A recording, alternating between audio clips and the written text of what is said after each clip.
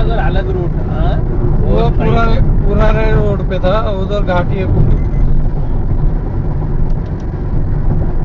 अभी बहुत दिनों के बाद आपका नहीं खाया ना मैं रात को ज्यादा लेट खाया था खाना। हाँ, उसकी वजह से मैं थोड़ा सा लेट नाश्ता करने वाला था। कोई दिक्कत नहीं सर, कभी एनर्जी चाहिए ना, ड्राइव कर रहा हूँ। नहीं आराम से, कोई दिक्कत नहीं। वही बोल रहा हूँ, कभी कभी हो जाता है सर, थोड़ा आगे पीछे। हमारा ड्राइवर हमारा फैमिली है, हमको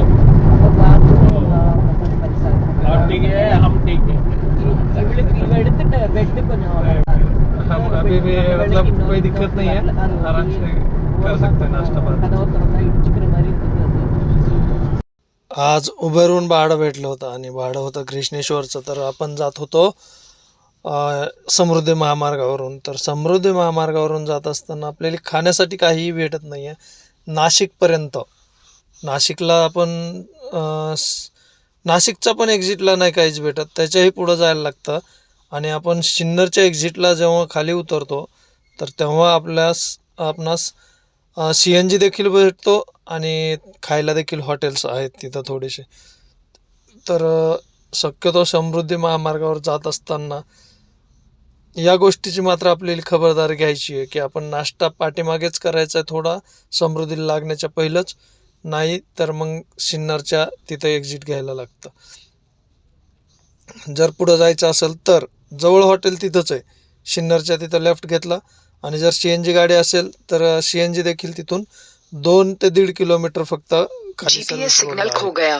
तर अशा प्रकारे आपण पुढं आलोत. आपण नाश्ता नव्हता केला, रात्रीचं जेवण पण उशिरा झालं होतं. आणि त्याच्यानंतर मग मला जेवण करायला 12च वाजले. आणि माझ्यामुळं त्या बिचारे त्यांनी देखील जेवण लवकर केलं. तर कस्टमर फार छान भेटले होते, उबेरचे कस्टमर होते. पण टोटल त्यांना ड्रॉप करूस्तोवर त्यांनी आपल्याला सांभाळलं, एकदम जीव लावला व्यवस्थित. आणि भरपूर कस्टमर असे असतात, आपण त्यांच्याशी जसं वागू तसं ते देखील वागत असतात. आणि शक्यतो मी तर कोणी कसंही असो पण त्यांच्याशी मी चांगलं वागण्याचाच प्रयत्न करतो. तर चला, आपण समृद्धीवरती अशा प्रकारे गाडी चालवतो मित्रांनो. तर समृद्धीवर एक मोठी मिस्टेक दिसली आज, आणि ती मिस्टेक मी दाखवण्यासाठी हा व्हिडिओ काढला. तर ते मिस्टेक काय आहे ते तुम्हाला सांगतो आता. त्या ठिकाणी रोड फुटला असेल किंवा खड्डा पडला असेल तर हे अशा प्रकारे बॅरिगेट्स लावणे एकच ते पण पूर्ण चुकीचं आहे. आता समजा मी या साईडनं जातोय, लेफ्ट साईडने जर मला कोणी ओव्हरटेक करत असेल आणि त्याच्याही लेफ्ट साईडनं कोणी ओव्हरटेक केलं आणि आतमध्ये येण्याचा प्रयत्न केला तर त्यांची गाडी तिथं अनकंट्रोल होईल आणि तिथं 3 गाड्यांचे अपघात होतील. एक तर त्या होईल, माझ्या होईल, आणि ज्या गाडीला माझे लेफ्ट साईडला चालणारी गाडी तिला देखील कोणी लेफ्टने ओव्हरटेक करत असेल तर त्याच्यामुळं काय होईल, ते जे लावलेलं जे बॅरिगेट्स होतं ते पूर्ण रोडवरती इकडे तिकडे गेलं असतं आणि तिथं गाड्या कंट्रोल करण्याच्या याच्यामध्ये मग अपघात झाला असता. तुम्ही स्पीड देखील पाहू शकता, गाड्यांची स्पीड इथं 120पर्यंत जाते. आपण आपली गाडी हे थोडी तरी स्लो चालवत होतो, 100च्या आसपास चालवत होतो.